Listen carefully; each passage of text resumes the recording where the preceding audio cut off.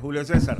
Bueno, debido a la inseguridad que, bueno, se sigue viviendo en el país, el tema del porte, tenencia de armas, pues definitivamente va a ser un tema a discutir. Pero en este caso, y tomando en consideración, ya nos ubican en el puesto 24 entre 50 países más violentos del mundo.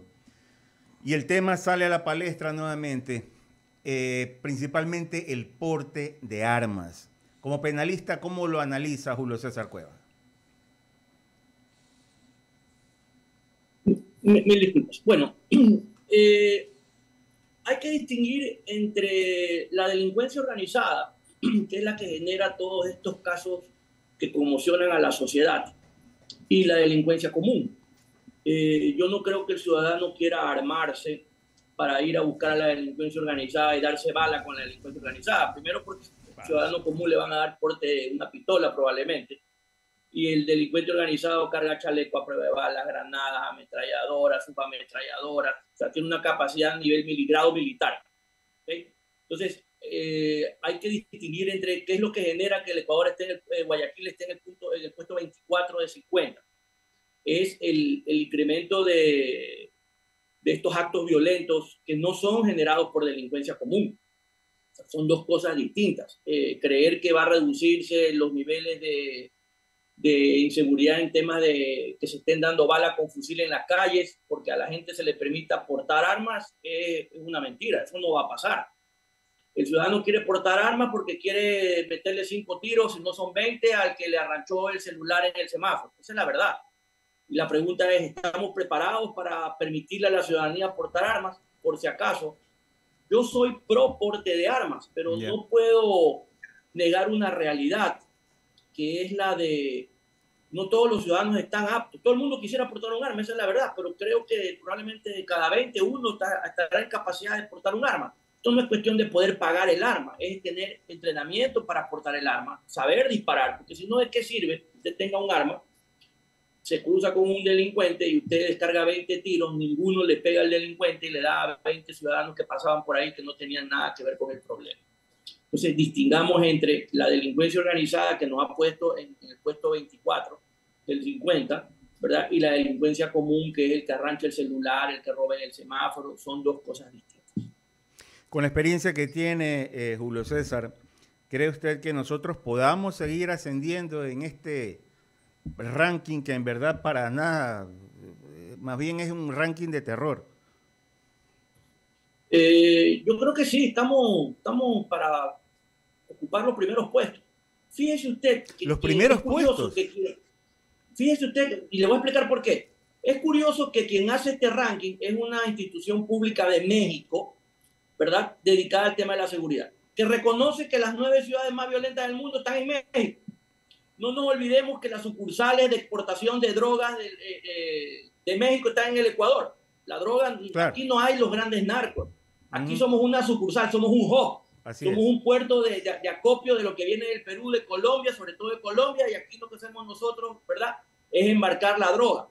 Entonces, nosotros somos una especie de punto de embarque, un hub de los carteles mexicanos. Entonces, sí hay una relación directa entre lo que pasa en México y lo que estamos viviendo en el Ecuador.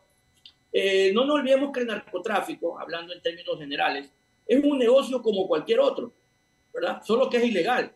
Mientras en un negocio lícito, usted a través de convenios y de acuerdos y de negociaciones trata de ganar más clientes, de ganar mercado, ¿verdad? En estos negocios el mercado se gana a base de balas.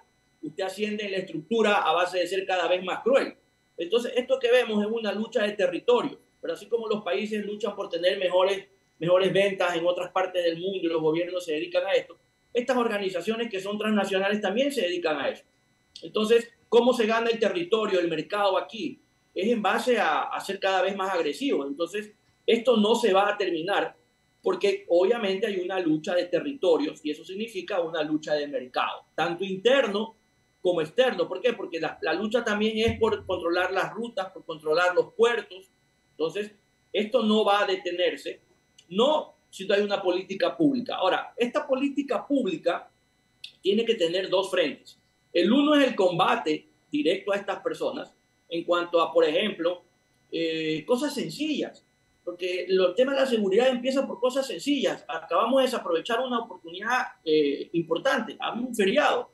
No sé si usted salió de la ciudad o quienes me escuchan o me ven y salieron de la ciudad pueden haberse dado cuenta que las batidas eran inexistentes. Pero lo que sí sobraban eran carros sin placas. ¿Cómo puede usted darle seguridad a una ciudadanía si aquí cualquiera anda sin placa, con vidrio oscuro? Las motos andan sin placa. ¿Por qué no hacían una gran batida en todas las entradas y salidas de todas las ciudades y las provincias y se llevaban a todos los carros, motos sin placas, sin casco, a los que tenían películas oscuras? Empiece por ahí. Yo recuerdo en el Perú de los años 80, en pleno terrorismo, había una regulación. De 6 de la tarde a 6 de la mañana usted circulaba, primero que no había vidrio oscuro, usted circulaba con la luz de adentro del carro encendida. Si usted no circulaba, los detenían, se le llevaban presos sin excusa. No, que se me quemó, qué pena, preso. Pero nada de esas cosas se hacen. Usted ve a los vigilantes chateando en el celular en vez de detener a los carros que llevan placas. ¿Sabe lo que debe usted hacer? Reformar la norma. Dele un porcentaje de la multa al vigilante que multe a quien anda con vidrios oscuros y sin placa. Le aseguro que le va a duplicar o a triplicar el ingreso al vigilante, no se va a corromper y van a andar buscando a todos los que anden sin placa y se acabe el problema. Son cosas sencillas. ¿Sabe qué también tiene que hacer? Batidas y requisas de armas todos los días, no pasando un día, todos los días, en todos los pabellones de las prisiones del país. ¿Por qué? Porque usted lo hace una vez al mes, una vez cada 2 meses, pero si usted lo hace todos los días, no tienen capacidad de reposición. Pero lo más importante que usted tiene que hacer es atacar la estructura financiera del narco. Porque este problema de que usted esté en el puesto 24 de 50, el próximo año a la final esté en el puesto 15, tiene que ver con la capacidad de esta gente de poder comprar armamentos. Fíjese usted, hay que conocer la historia. ¿Cuándo Pablo Escobar perdió la guerra contra el Estado colombiano? Cuando se quedó sin plata. Porque sin plata no hay sicarios, no hay municiones, no hay armas, no hay corrupción, ¿verdad? Entonces hay que atacar la estructura financiera del narco. Si usted ataca eso, usted está al otro lado. Pero usted ve, sin embargo, grandes construcciones, nadie sabe dónde salen. Usted ve unos carros cuando aparecen estos baleados con fusil, unos carros de 150, 200 mil dólares blindados y nadie explica cómo es que se pagaron esos carros, quién es el dueño de ese carro, de qué institución financiera salió. Los balean, se meten a las casas, allanan la casa, encuentran millones de dólares con los fajos de que han salido de los bancos. Nadie investiga esa cuenta, de dónde salió, de quién es esa cuenta, cómo entró ese dinero al sistema, por qué el sistema no lo reportó. Entonces, mientras usted no ataque la estructura financiera del narco, el Estado no tiene capacidad de pelear. Porque mientras el narco le pone a usted 20 millones de dólares para poderse armar y darle pelea al Estado, usted no puede conseguir en 11 meses que le metan 8 millones de dólares a la policía del Guay. ¿Cómo pelea usted? No, definitivamente, correcto. Ahora, le transfiero una pregunta que en su momento le hicieron al Premio Nobel de Literatura, el peruano Mario Vargas Llosa. Él propuso, para combatir el narcotráfico, despenalizar el tráfico como tal. Claro que esto le originó una serie de reacciones en el Perú, pero él dijo, es una propuesta nada más. Al despenalizar, no sé, de alguna manera terminamos también con este negocio. ¿Qué es lo que señala Julio César Cueva? A ver, en Estados Unidos se acabó la guerra del alcohol cuando legalizaron el alcohol, ¿verdad? Pero los alcohólicos se siguieron incrementando. La gente la gente no va a dejar de drogarse porque haya ley o no haya ley.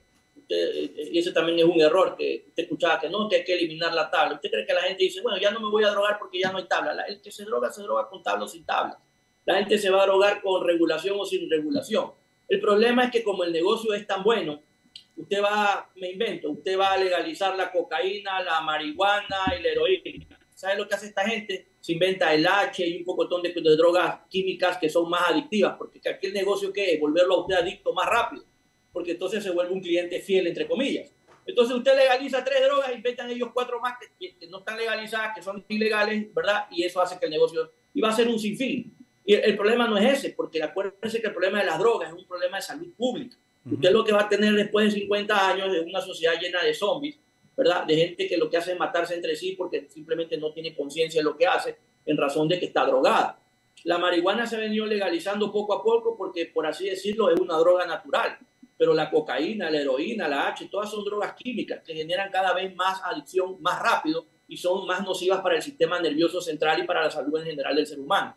Entonces creo que la lucha ahí no está entre se acaba la pelea si es que nosotros legalizamos la droga. El problema es cuáles son las consecuencias a 50 años plazo, ¿verdad? En las futuras generaciones de madres que se drogan, ¿verdad? De padres que se drogan, de niños que se drogan, y una sociedad que prácticamente va a estar drogada a todo el mundo. No va a acabar con el negocio porque, repito, esta gente inventará nuevas drogas para seguir con lo que es ilícito, porque eso, aunque parezca mentira, el vicio es lo que más plata da. Julio César, antes de darle paso a Jaime, tengo otra inquietud más. En el año 2009 se firma este acuerdo con Colombia, el Plan Colombia, Estados Unidos, Colombia, el presidente Álvaro Uribe. Inmediatamente se instalan 6, 7 bases militares norteamericanas y estamos hablando del año 2009. Pero Colombia sigue siendo el mayor productor de coca en el mundo. ¿Cómo entendemos esto? A ver, el problema de Colombia es otro. Primero, Colombia tiene de los años 80 de regalo a los narcotraficantes más importantes. Ya después México tomó la posta. Y tomó la posta porque tienen el control de la frontera con Estados Unidos. Primero. Segundo, en Colombia no solo usted tiene a los narcotraficantes, usted tiene a las autodefensas y tiene también a la guerrilla, que aunque haya el acuerdo de paz no ha desaparecido, ¿verdad? Entonces esos son 3 grandes grupos inmensos, ¿verdad? Poderosísimos porque tienen 40 años vendiendo droga, ya se imaginan la cantidad de dinero que tienen. Entonces es más complicado. El Ecuador territorialmente es más pequeño, no tiene problemas de guerrilla todavía, no tiene problemas de autodefensa todavía, no tiene grandes narcotraficantes nivel Chapo Guzmán, Pablo Escobar todavía. Entonces la situación es más controlable, ¿verdad?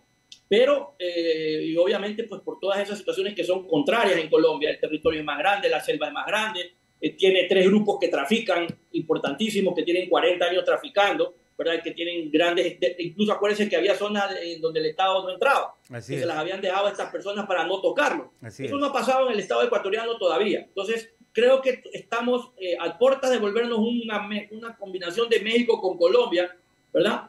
Pero todavía estamos a tiempo de hacer algo para no llegar a esos niveles. Si aquí se aplicara, como lo sugirió el presidente Lazo en su momento, un plan Ecuador, creo que estamos a tiempo de hacerlo exitoso, algo que probablemente en Colombia no funcionó tan bien, salvo que los niveles de inseguridad en cuanto a que se estén dando balas, como se dan balas aquí en Colombia, se han reducido sustancialmente, al punto que Medellín, que era una de las ciudades más peligrosas del mundo en los años 80, hoy es una ciudad bastante más tranquila. No estoy seguro que aparezca en el ranking de las 50, y si aparece no está por debajo, no está en el puesto 23 ni en el puesto 22. Correcto. Continúa Jaime Velázquez. Por eso es preocupante porque no sabemos qué va a suceder el día de mañana en el Ecuador, y si bien es cierto el porte de armas puede ser una salida para ciertos individuos, pero tampoco es la solución. Y la verdad es que uno piensa, ¿por qué no cambiamos un poco los códigos o los códigos penales para endurecer más las penas, poner la pena de muerte, poner la pena de perpetua, cadena perpetua o cosas por el estilo? Pero realmente no hay la fuerza, es decir, la fuerza pública no está actuando como debe actuar, y eso es lo que se ve, y tal vez sea porque no existe pues un plan realmente para descontaminar justamente el Ecuador. Desde el punto de vista tuyo, como abogado, experto en el tema penal, ¿qué es lo que se debería cambiar? Porque la verdad es que vemos cómo entran y salen de las cárceles los delincuentes y son los que tienen los derechos más que las víctimas. A ver, el problema es un problema integral, es de todo el sistema. No solo compete a jueces o fiscales o a leyes. Subir las penas no te resuelve el problema, porque te pongo un ejemplo.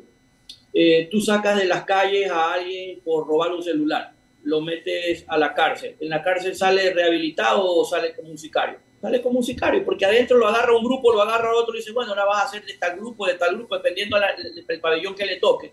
Entonces ya el tipo se profesionaliza, ya no sale a robar celulares, ahora sale entrenado como sicario, sale a vender drogas. O sea, lo que hicimos fue empeorar la situación, porque mejor era tenerlo en las calles arranchando celulares, ¿verdad? Que 3 años en la cárcel saliendo con beneficios, ahora sí ya no a robar celulares, sino a matar gente. Entonces, ¿por qué? Porque no podemos desconocer que las cárceles son un lugar en donde el Estado ecuatoriano no ejerce ningún tipo de soberanía.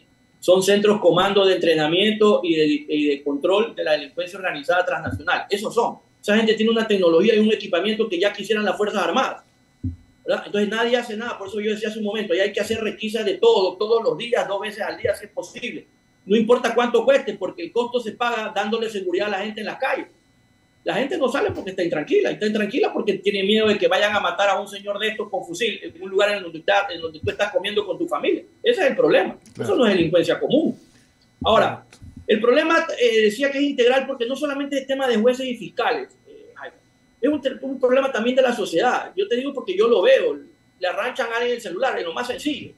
Es más sencillo, te arranchan y el fiscal le dice, necesito que usted vaya y identifique a la señora que han detenido para poder ir donde el juez y hacerlo condenar. No, yo tengo miedo, devuélvame nomás el celular. Entonces, ningún sistema judicial del mundo puedes condenar sin prueba. Si la víctima no dice él, por lo de señala con el dedo, él es el que me arrancó el celular, ¿cómo lo condena? Se llevan el celular, lo quieren periciar, nunca más aparece. Se les pide una versión, no van nunca. Se les dice, por favor, preséntenme la denuncia para tener, no tanto la denuncia como tal, sino tener la relación de los hechos por escrito para saber cuáles son los hechos y acoplarlos a la norma para hacerlo condenar. No, ese ya no es problema mío, yo quiero mi celular y yo me voy. Entonces la gente no colabora. Ahora, respecto a los fiscales y a los jueces, no todo es corrupción, Jaime. O sea, hay que tener también que ponerse en los zapatos de esta persona. Y te pongo un ejemplo. Imagina que tú seas juez y va y te visita un abogado y te dice, ¿cómo está, doctor Velázquez? Qué gusto. Oiga, mañana tengo una audiencia, mi cliente lo manda a saludar. Usted le va a decir, bueno, ¿y quién es su cliente? Joaquín. Le dicen el Chapo. Le dice que me manda a decir que lo saluda, que se lo ve a usted muy elegante saliendo de misa todos los domingos en Los Ceibos a las 7 de la noche con su esposa y con sus hijos. Oiga, pida que mañana tenemos audiencia. Ya sabes, compórtese bonito. El tipo no te ha amenazado, no ha sido grosero, pero tú ya entendiste el mensaje o no lo entendí. Claro. Tú sabes perfectamente bien lo que te va a pasar. Entonces, imagínate ese juez, imagínate ese fiscal. Entonces, aquí sí funciona plata o plomo, que te parezca mentira. Entonces, no todo es corrupción, hay que ponerse en los lugares de estas personas. Cuando estas personas reclaman, ¿sabes lo que ha pasado? Los han sancionado. Claro. Los han sancionado. Salió el presidente de la judicatura, que ya no es el presidente, ahora es un vocal, a decir que solo habían 12 jueces con alerta. Y después mataron fiscales y jueces y ninguno tenía alerta. Entonces, ante ese nivel de desprotección, ¿quién en su sano juicio, más allá de que ninguna norma te lo exige, ¿verdad?, te convierte en un héroe? Porque yo te pregunto, ponte la mano en el pecho, tú me vas a decir, no, es que yo por mi trabajo, por amor al derecho y por el cargo que tengo, no importa mi familia, yo voy a hacer justicia. Nadie hace eso. Claro. Entonces, mientras no le brindemos seguridad a los jueces y a los fiscales, esto va a seguir pasando. Mira, quiero tu criterio con respecto al comportamiento o la forma de manejar este problema en El Salvador. Bukele obviamente actuó de una forma diferente, actuó de una forma contundente contra el narcotráfico, contra las pandillas, contra la delincuencia en sí. Este plan que este presidente ha sido criticado tanto por unos como por otros, ¿cómo lo ves tú desde ese punto de vista? ¿Tú crees que sería factible que justamente en el Ecuador tengamos ese tipo de medidas? Porque sabemos que el presidente Guillermo Lasso no está de acuerdo con ciertas cosas y entre ellas pues la vulneración de los derechos humanos. A ver, y justamente eso te iba a decir, Bukele no hubiera podido hacer lo que ha hecho respecto de las pandillas y de las cárceles y que donde matan a uno no les doy de comer una semana sin violar derechos humanos. Entonces, hay que tener algo claro. Si tú tratas a la gente como animal, se comportan como animales y eso lo hemos visto en las masacres carcelarias, porque esta gente está privada de libertad, no está privada de dignidad. Entonces, sí, yo creería que Bukele tiene un 94.5% de aceptación para reelección contra la Constitución salvadoreña incluso, de la población, porque la población le gusta eso de castigar a los delincuentes, todo el mundo se cree santo ¿verdad? Y piensa que todos los demás son delincuentes. El problema de El Salvador es diferente, porque tenemos unas pandillas que son 30.000, 40.000, 50.000, que tienen, entre comillas, sucursales en otras partes del mundo.